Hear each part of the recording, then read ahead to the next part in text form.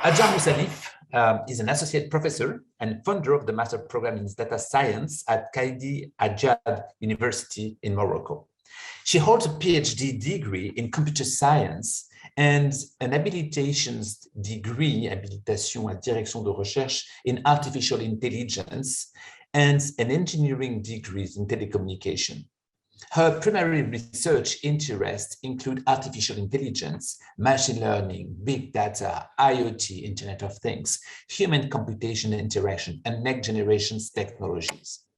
In addition to her academic experience, she chaired the program's committee of many international conferences.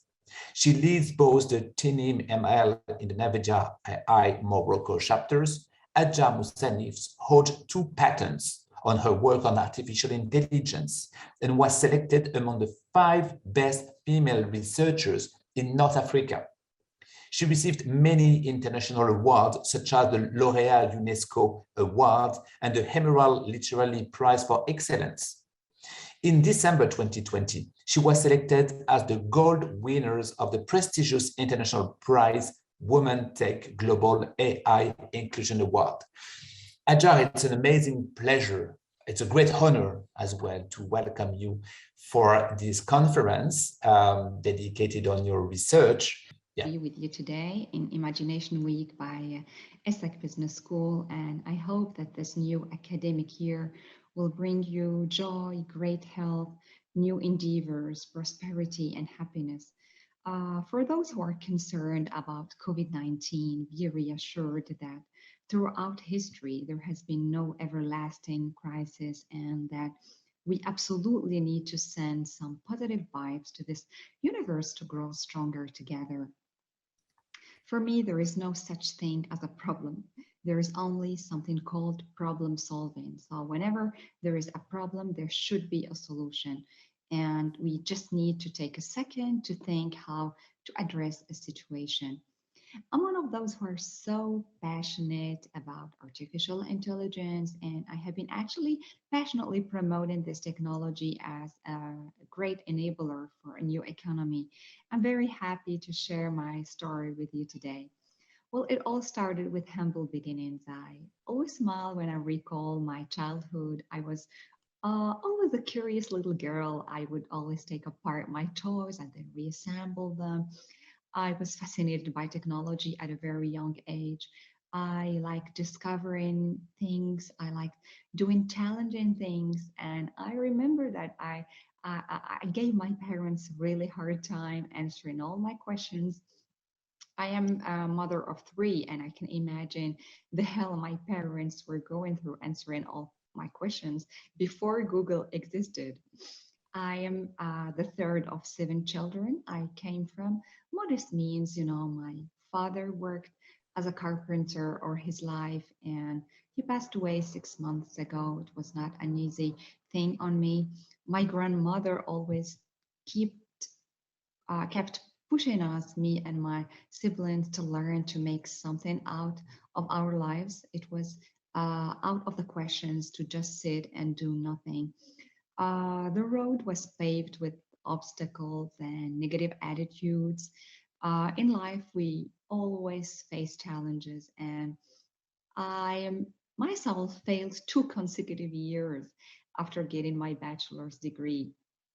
I can still remember my mathematics professor at the preparatory classes who bluntly told me that math is not for me and I'd better get married and just raise my kids. I, of course, didn't listen to him, and I got my engineering degree in telecommunications. I got my PhD degree in computer science, and I got my habilitation degree in artificial intelligence. Um, People tend actually to give up after failing 2 years in a row, but I was resilient and I had my dreams that I believed in, and I knew that I would do something really good. Well, I encountered several opportunities to go abroad, but I prefer to stay in Morocco. I am a fighter. I love working in challenging environments. I decided to stay in Morocco because I like to do something for my country. From Morocco, I've built a global reputation while contributing to my homeland. I'm open, of course, to collaborations, and I work with international universities and companies. Uh, I participate in many international avenues and events, but I still stick to my origins. I strongly believe that if I want to change something, I have to start with my country and contribute to its development. I'm doing my best to promote the AI culture and make people more interested and make AI more inclusive, especially for a country that is developing, that is very important. I think that there is a start to everything and we should, plant the first seeds and just watch it grow. I think that AI needs to solve problem for all of the human equation, not just the privileged, not just tech giants, and not at the expense of those without access. It's important to make AI accessible, inclusive, and understandable by all. Well, I'm now a professor at Ayyad University. I support young students pursuing their masters, and I also supervise PhD degrees. As a professor at a public university, I deal with people with different mentalities, different origins, and different worldviews on a daily basis. My position gives me a great insight into the issues that affect young people's education.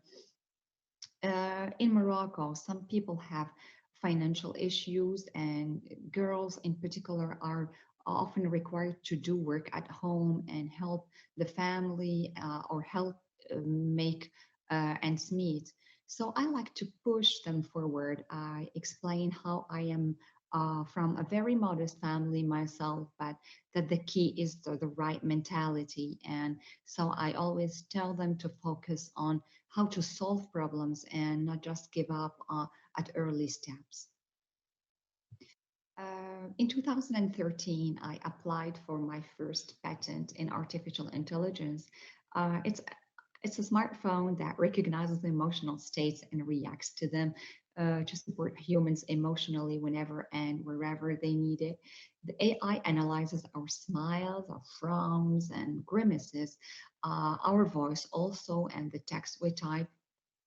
And once the emotional state is predicted by the artificial intelligence, the idea is to push personalized content to the user to support him or her emotionally. This content could be as simple as showing us how to perform, abdominal breathing in case we are stressed, or just we want to relax, or maybe suggest nice weekend vacations at affordable prices, or just sending us, a funny content or joke from time to time to help us work in a better mood. And many crazy projects arose after that. For instance, as a professor, I give lectures in front of around 500 students, and I don't understand if they have comprehended what I've been talking about. You're a student yourself, and sometimes you just watch the professor without, grasping anything. So this was when I actually applied for my second patent, which is a smart chair with a bunch of sensors in it, and which can figure out whether a student has understood or not just by analyzing the facial expressions, the reactions, the posture of the student, and the way the students react to me. And the smart chair is equipped actually with vision, sensing, and communication capabilities, and is trained to detect at much higher frequency than an ordinary human judge each student's reactions and make sense of them, and then reporting them to the teacher in real time. Then, of course, I got like a smartwatch, and which told me how many students understood and how many didn't, so that I can adapt my pedagogy in real time with respect to whatever the AI told me. Um, my team and I also developed the first humanoid Moroccan robot. Yes, it's a humanoid. It's a part of the United Nations initiative to support women and fight all forms of discriminations against them. This humanoid can recognize like hundreds of objects in its environment, recognize people, and it can also answer basic questions in Arabic.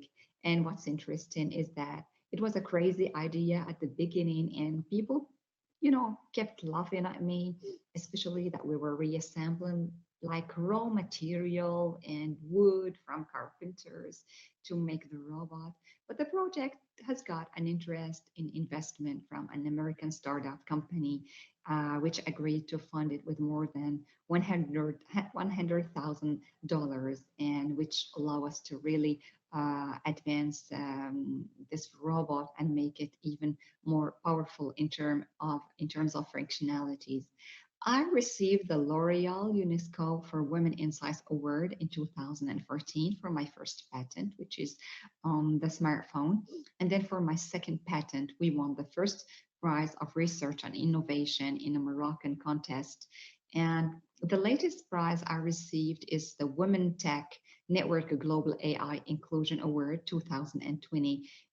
Just last December, it was really fantastic since I succeeded in beating like CEOs of international companies and other women worldwide from around 2,300 participants. Well, of course, I'm not saying this to brag. I'm a very modest person. I just want to tell young people and girls in particular to believe in themselves and to set goals, to plan and to act, and more importantly, to network with people who are going to drive them forward. I think that all human limits are self-imposed. So whatever you impose a limit on yourself, you will not go beyond that. And it's also very important to nurture your two sides of the brain, the side that is responsible for logical decisions, but also the side that is responsible for creativity and innovation. And you can do that only by learning new things every day. So continuous learning is fundamental. And this is what got me so excited about AI. AI moves so fast that I constantly needed to update my knowledge and work really hard to advance this field. Artificial intelligence allows machine to imitate a form of human intelligence by making the machine sense, reason, act, and adapt to its environment. Uh, if efficiently deployed, it would lead to substantial improvements, whether it's in decision making or value creation. But what you should first bear in mind if you want to dive into AI is that AI is a field that is continuously evolving, and that the effort you'll be deploying now to bring some AI solution to life should also evolve over time. So it's not do once, use forever thing. 5 years from now, the whole AI field will look much different than it does today. And techniques and algorithms that are currently state of the art or are considered cutting edge will most likely be outdated and maybe obsolete if you have um, if you work on this field. And just be ready if you want to dive into the AI. It is to be aware of this evolving nature of AI and be ready to always be and always stay up to date. And of course, this requires huge engagement and also investment. AI and its implications requires us also to be more thoughtful, to aim not just at solving a particular problem, but to first make sure that the problem we're aiming at is the right one. Well, AI can significantly improve many areas. And since you're in a business school, I choose to talk about things that are related to business.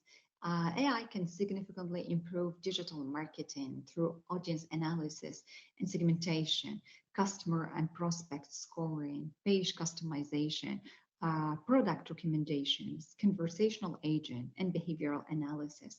The impact may be even greater in the case of chatbots, as they may result in like partial job substitution for call center agents, especially in the case of inbound calls and inbound technical support. AI can also improve human resources. AI tools can help in like writing effective job ads and analyzing candidates' responses. It can also help with tasks such as CV filtering with like deep learning and predictive analysis, like to identify talents. Some tools can even analyze your personality only from your writing. And on another aspect, AI can help in identifying anomalies in accounts like revenue or spending that is out of the ordinary. It can help in detecting threats and identifying different vulnerabilities in network and information systems. So the potential is really huge. Now, the questions that maybe comes to your mind is that how can we efficiently implement AI projects, and what are the success factors of these implementations? So the most common factors that hinder the use of AI today are the lack of knowledge of AI, the lack of team training, the resistance to internal change. We are humans and we're very reluctant to change, the lack of visibility on return of investment, maybe also the lack of confidence in algorithms. And for companies that are not using AI, it is the difficulty in finding the right skills or the key skills that raises the most concerns.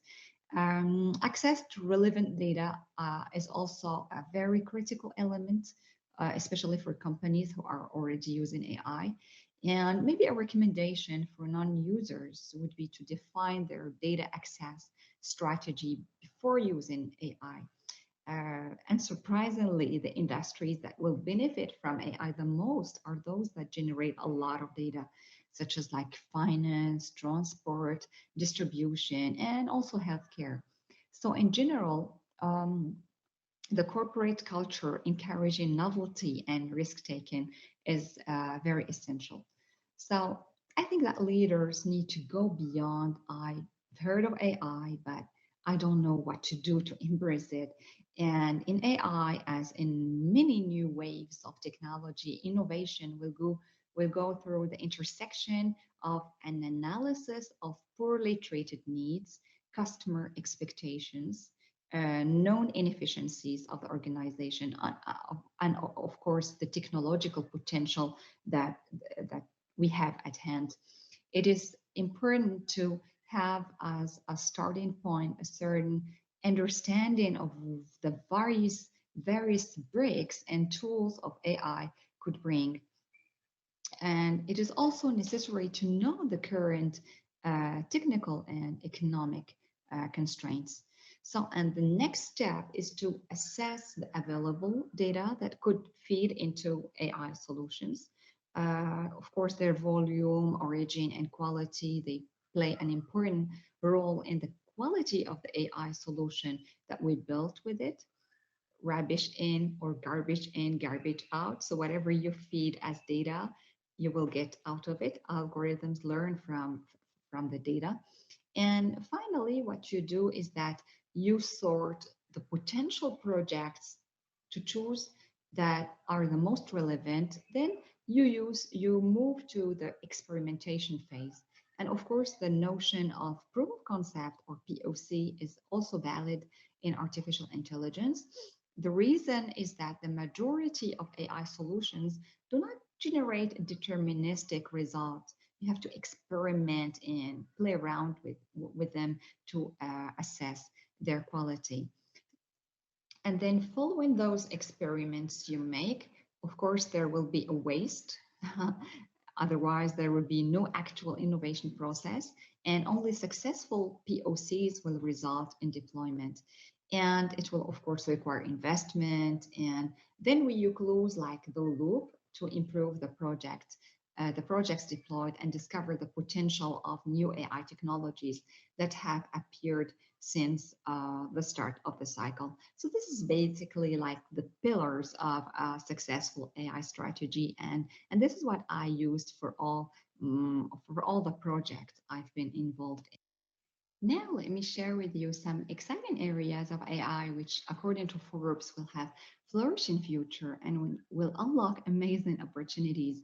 The first area is unsupervised learning.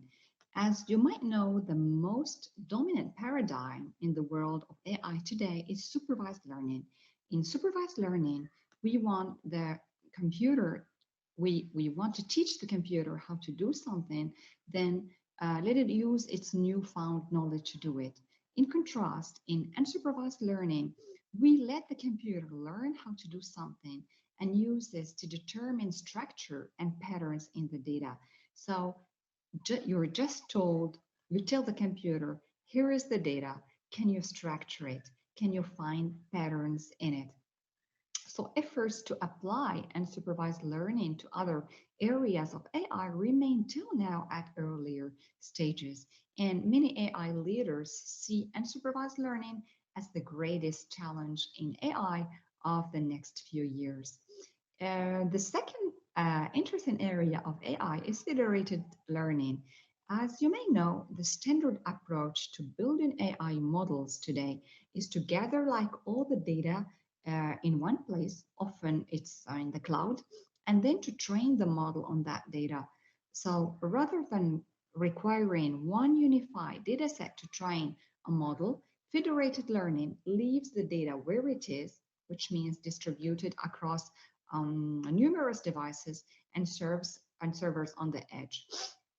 So potential applications of federated learning include almost all AI applications that involve sensitive data, from healthcare applications to financial services and autonomous vehicles, from government use cases to consumer products of all kinds. So just expect federated learning to become an important part of the AI technology stack in the years ahead, especially with the wave of data privacy legislations being enacted worldwide. And the third promising area in AI is transformers. And here we have entered the golden era for natural language processing. And I'm sure you've heard about OpenAI's release of GPT-3 and China's the Wu 2.0 model, which really captivated the technology world lately. Those models can write impressive poetry, they can generate functioning code, they can compose thoughtful business memos, and write articles about themselves, and really so much more. So it's fascinating.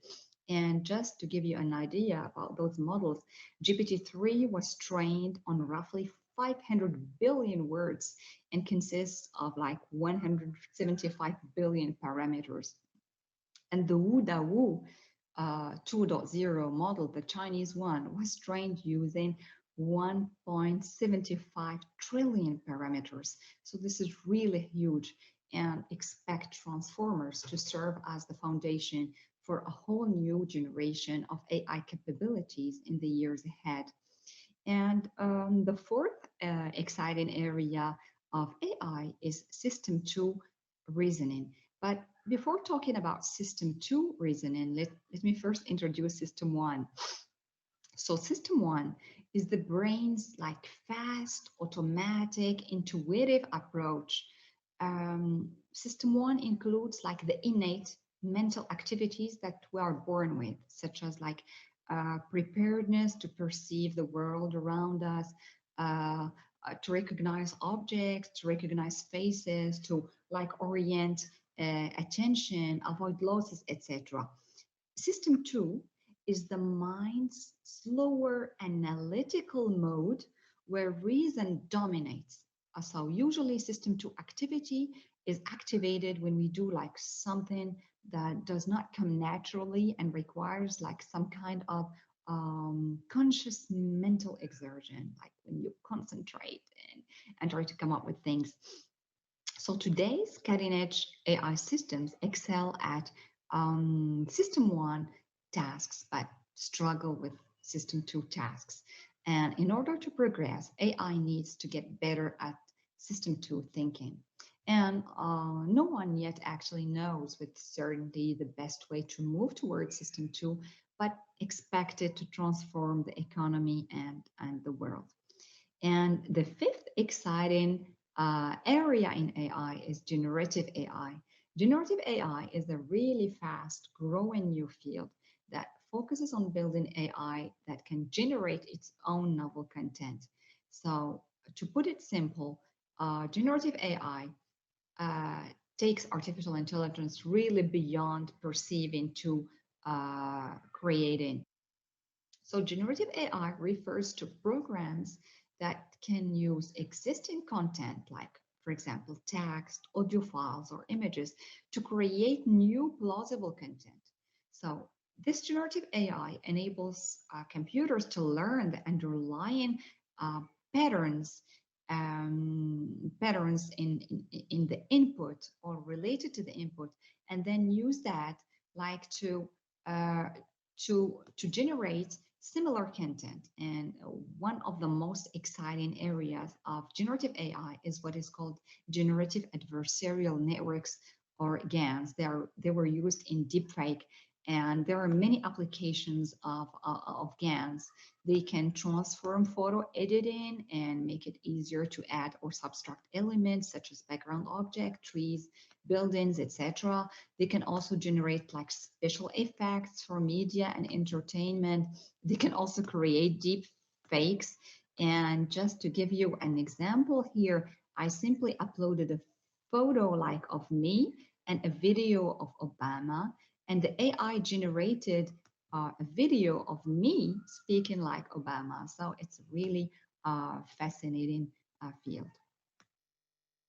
Now let me share with you some projects I've been coordinating during the past 3 years, and which have led actually to very interesting results so far. And we actually published most of the work.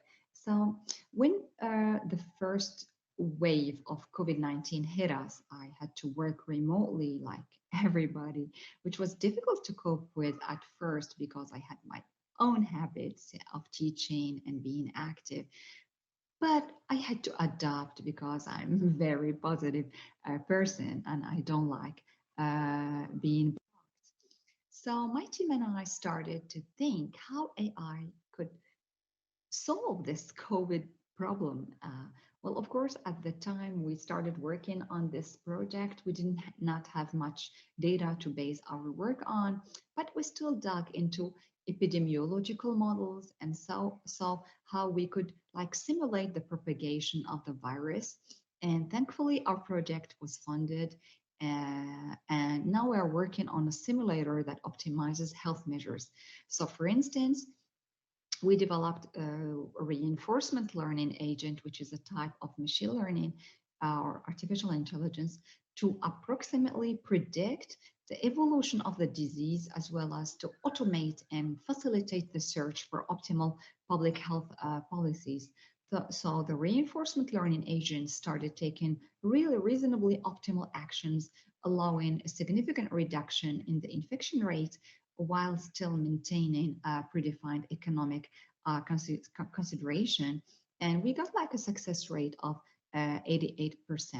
Now we're in the process of publishing our results, and we're planning to make the simulator available for public use. And you can already check it here on this website.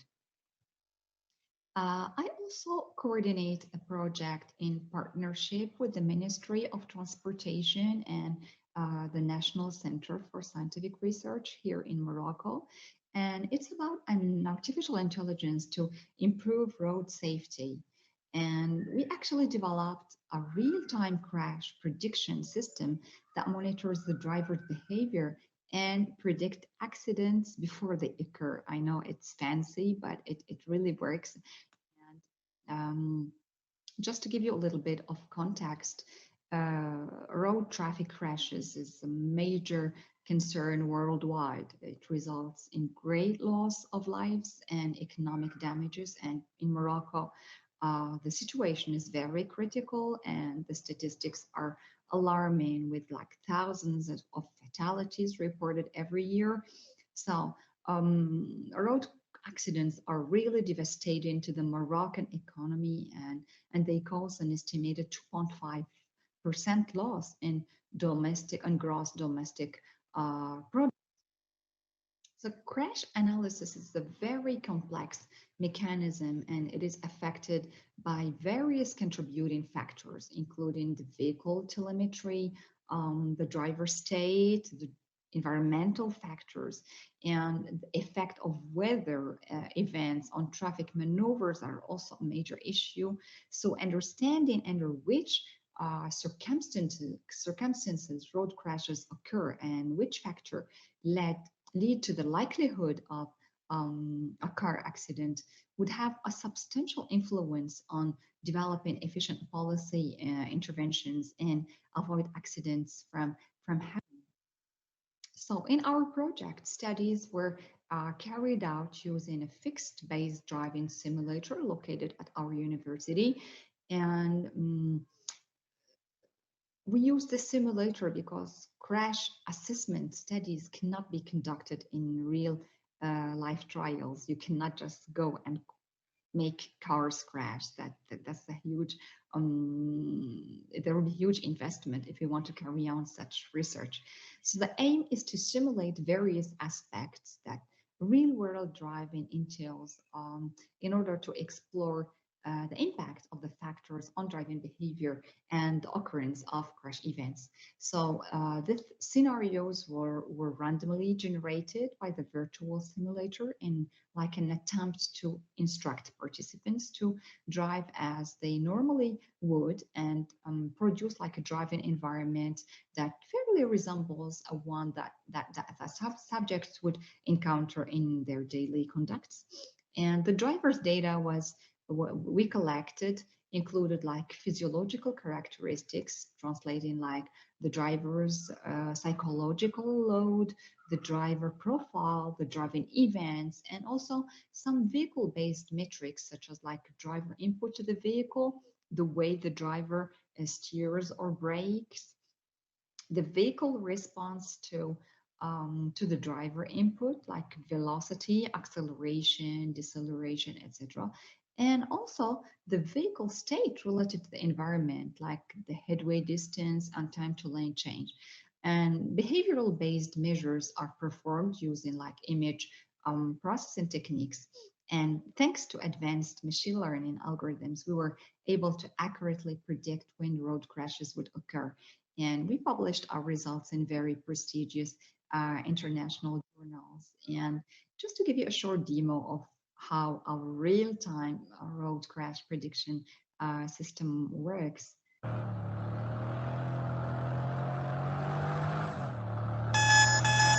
It assesses like risks in real time so that the driver can just react accordingly. So whenever the AI estimates that there is a high risk of crash, it alerts the driver. And you can find more info about this project, including our published work here on this website, wisedrive.com.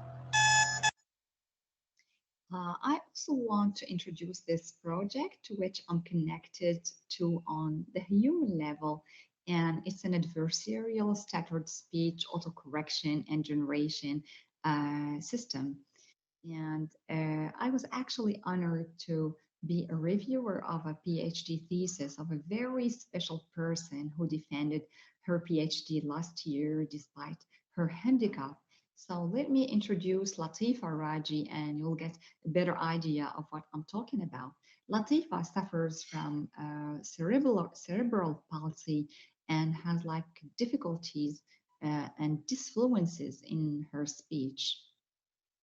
في مجال الأمن المعلوماتي يمتاز سعيدة الدكتوراه حول حماية أنظمة الأندرويد كان مرحلة طويل قبل ما نوصل لهذا النهار وكنشكر كل شيء يساعدوني.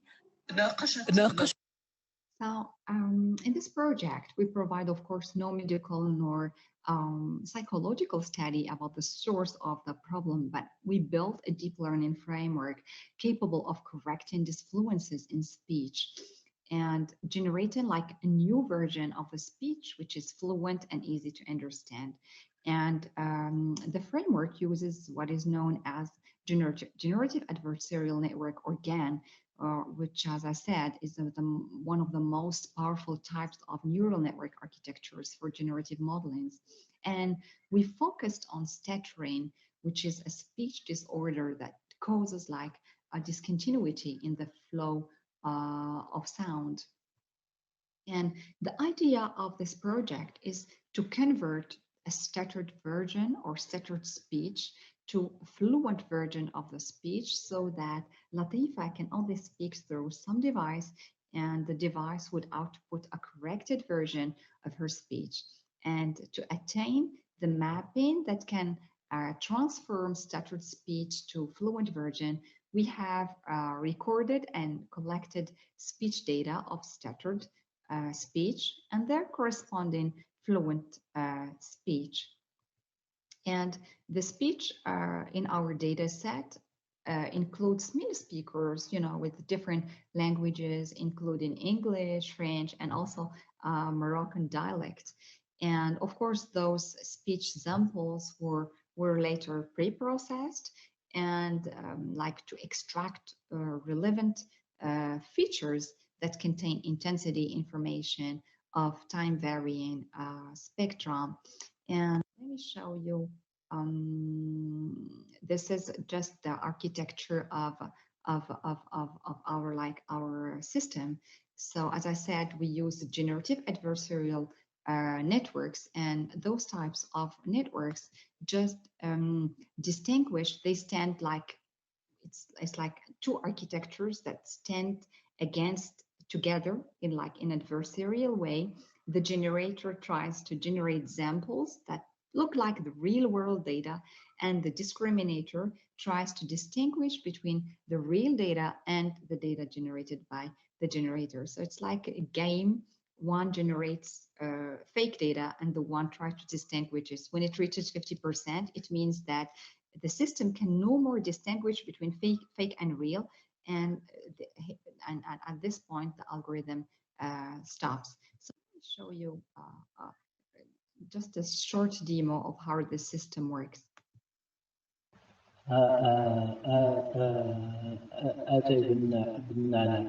So this is the stuttered version of the speech. And this is the target version. And this is the generated, what the AI generated. Where the filter bank is based on the behavior of the bacillar membrane. So this is the stuttered, you see the discontinuing. Where the filter bank is based on the behavior of the bacillar membrane. This is the target, what we want to reach. Where the filter bank is based on the behavior of the bacillar membrane. And this is what the AI generated. Well, of course, there are many rooms like for improvement, and we need more volunteers to participate in this project and gather more data, so like to improve the performance of our system. So to wrap up this talk, I think that AI is a wonderful revolution, and it's already altering the way we perceive the world around us and raising important questions for society, the economy, and humanity as a whole. However, we need to understand what is we want from AI and to tailor our methodology to those needs. We should also continue protecting important human values and maintaining mechanisms for human oversight and control. We should also continue guarding against AI biases and penalizing malicious AI behavior. So I think that identifying the right problems to solve with AI will require a diverse group of people working together with different experiences, shaping its future. And I think also that technologists need to think outside of a technology box and start asking better questions. How can AI create value? How can AI fight unemployment and poverty? How can AI fight social disparities?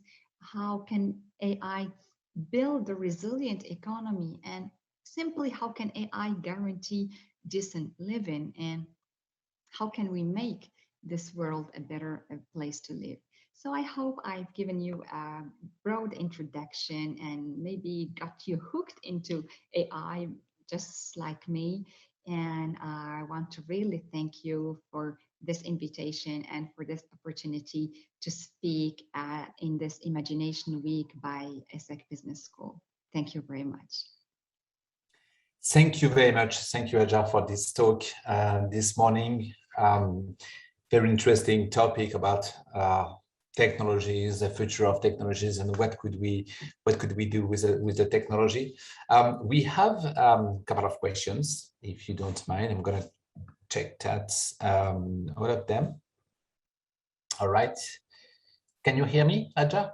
Yes, I can hear you. Okay, perfect. Thank you. There is one question about, why is that? All right, perfect, it's better. There is a question about singularity. As you know that many people talk about singularity, many times it's a concept from Ray Kurzweil. What do you think about singularity, and what do you think it could happen, and if yes, when it will be? Well, I think that technology and AI in particular is moving at an incredible pace. So things are moving forward and technology is maturing. And I think, I'm not sure we can reach that level of general global intelligence, but the algorithms are moving in the right directions, and we can see things that are happening now that we could never imagine it would happen. And as I mentioned in my talk, there is generative AI, there is content that is being generated and created by artificial intelligence. We see AI now creating content, composing poems, composing doing like poetry and even crafting things. So things that we imagine that only human can do, AI can now do. So I think that algorithms are maturing and we can expect like a really bright future for artificial intelligence in the coming few years. Thank you. There is another question. Can you tell us a bit more about the result and conclusion of artificial intelligence that you use in the classrooms to analyze the students? Yeah.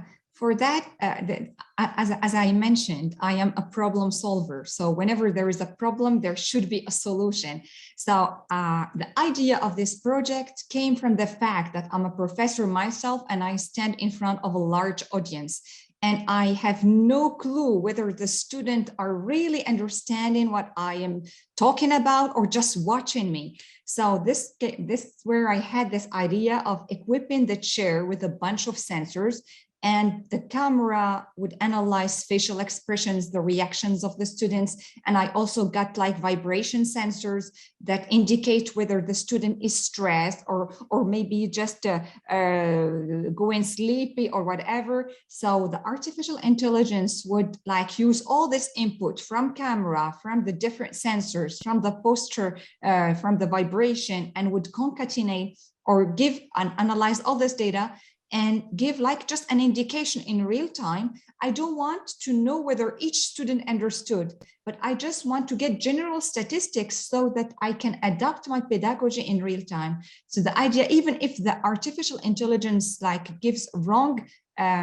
indication that this student didn't understand, that's perfectly okay. If only the AI tells me that 70% of the students in this amphitheater understood and 30% didn't, that's fine. So only I needed is general statistics. So the idea is that to have like a smartwatch just indicating the percentage of students who understood. If this percentage is really low, I can in 15 minutes just back up or wrap up what I have been talking about just to explain better. And so this is the idea of this project, and we got funding for it. And we have like 4 prototypes of chairs like that. and the technology is patented. And what's interesting about this patent is that there were no conflicting claims, which means all because in patents we have like the claim, the different claims, and whenever there is a company that there is conflict between the claims, they manifest, but all the claims are fine. So the technology is patented, and I expect, especially in this context of COVID-19 and with online learning and e-learning, it's good to have such technology and monitor the students' learning performance in real time, because we have no human-to-human interaction. So I think we need more of these of such technologies. Thank you. There is another question, maybe a bit more technical questions, that Elon Musk and Mark Zuckerberg are investing a lot on virtual selves. And we know that there is so many tests or experience that after downloading the characteristic of oneself, artificial intelligence can continue, we call it in silico, and the lives of a new concept of new maybe avatar of selves continue to live forever. There is kind of ultimate transformation of oneself. What do you think of that? Yeah, to be honest, when we created our humanoid robot, we're still working on parallel on virtualizing that humanoid. So we are working on initiative of having like virtual presence and virtual like avatars. So we started working on it. The issue is that lately there has been patent from Microsoft about having like virtualizing the whole human being, and not only having a virtual assistant, like having people live virtually even after they die. And here there is an intersection between what ethics can say and there is some of ethics. Do we want to keep humans live forever virtually and have all their digital exhaust inserted into the AI? And there should be, I think there should be a discussion about whether we should really go for this or not, because some AIs even claim that they make death alive, they keep them alive forever just by using their data, what they have access to, recorded version of their speeches, etc., so that they can exist in a virtual way even after they die. And I think there should be a deep discussion. We should not just dive into technology blindly. I think we should set the goals. And as I mentioned, we should know what we want from AI, because we're human beings. AI is a wonderful revolution, but we should use it in a good way, and just to avoid that someday we will regret many things. So that's it. Thank you. Maybe there is a questions, maybe like a conclusion, and I would like to read it properly. That was so impressive and inspiring. Morocco is extremely lucky to have such an innovative mind. Thank you for giving so much hope to local women and opening eyes on all these possibilities. So that's, of course, very nice to you, but I would love to get your feedback about those kind of approach of being a woman in Morocco on artificial intelligence, so disruptive things just for one person. Yeah, it's, you know, I think it's all has to do with what you have here and what you have here in your heart. So I love working in challenging environment, and I don't hide it. I had tons of opportunities to go abroad. Even an invitation from MIT, from a university in Austria, Johannes Kepler University, just to go and work there. But I said, okay, that's the easiest way, to just give up on everything and go and work and build a career and build whatever.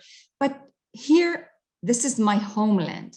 And if everybody goes, all those talents go, who stays here?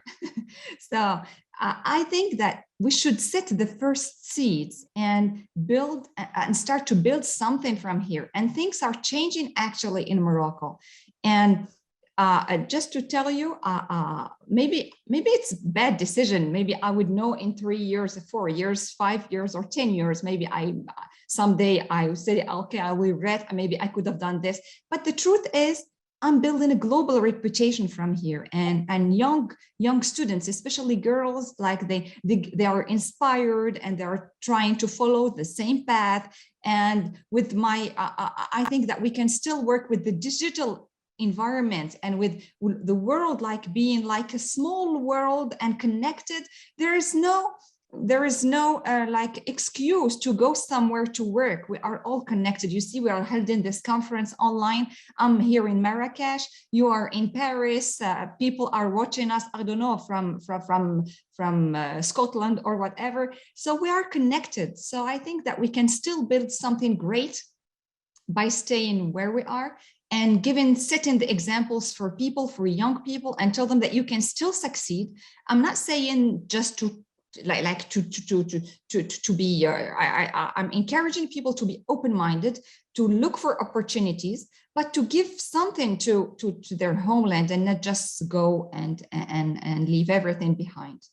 So this is the message. And many people, I'm followed by a large community on LinkedIn, data scientists, AI, not only from Morocco, but really from Canada, from the USA, and they're really encouraging me to go forward with this. And I'm not disconnected from the world. I'm happy with what I've achieved. And there is still a long way to go. I'm sure of that. And AI is evolving and a lot of things to learn and lots of projects to do. So I think it just has something with mentality and what you can do and being positive and continue learning. And I think that's it. That's great. And also you play a role model for many women, but also the young generation in Morocco. Thank you very much, Hajar. That was an amazing talk. That was amazing to having you this morning. Thank you very much. That was a great pleasure. Thank you so much. Thank you very much. I'd be happy to take any questions from students, if any. I have. We have just limit on the timing, but I have another one that I can ask you again. It could be like a conclusions that we can see when you talk about two things: the passion for AI, and of course we were wondering where does it come from. You mentioned at the beginning that when you were young, you always enjoy technology, but more specifically, why AI? So where's the passion come from? But also we can extend the question to where your personal passion come from. You seems very motivated. You seems very, you enjoy what you're doing. You enjoy it. You always participate. I know that your schedule is super busy, but you look like living with a passion, isn't it? Yeah, it's all about passion and loving what we do and giving all our heart into what we do. So when passion matches what we really want and we have plans for our future and things become really exciting and opportunities come by themselves. But when you're not open-minded and you are just locked inside your fears or whatever, you will not advance. And what is fascinating about AI, it is advancing. And I like things that are moving. I like things that are advancing. So where this has come from, maybe my background, maybe the fact that I was faced with so many challenges that I had to overcome. Maybe also it comes from the fact that people keep telling you you can't, and you know that you can, and you want to achieve what you want, and you work hard to achieve it. So this is, I think, I think one needs to work on himself or herself really hard, and know that there are no obstacles and there is always a way to get things done. So I think this is it. I think it's an internal things that you do on what internal work you do on yourself to be able to progress and to continue despite all the challenges. And I think that everyone should do something like this if he wants or she wants to succeed. And I really hope that the students here will achieve great things, and I'm sure that they will do a good job. And I really hope I can meet you someday in real. I told Leo this morning that I am really fed up with webinars because I really need this human presence around. And I do hope that this COVID-19 will be just something in the past. And thank you very much. It would be great, Hajar. As you know, I mentioned that we have a campus in Morocco, and our students, most of them, many of them actually, not most of them, but many of them are going to Morocco, because at ESSEC we truly believe that Morocco is one of the top countries in Africa to go to the futures and to bring growth and lots of technologies as well. Morocco is quite well known for that, and it's a good thing, and which truly hopes that within the next months or years we will have a chance to meet you in person. Again, thank you very much, Hajar. Thank you.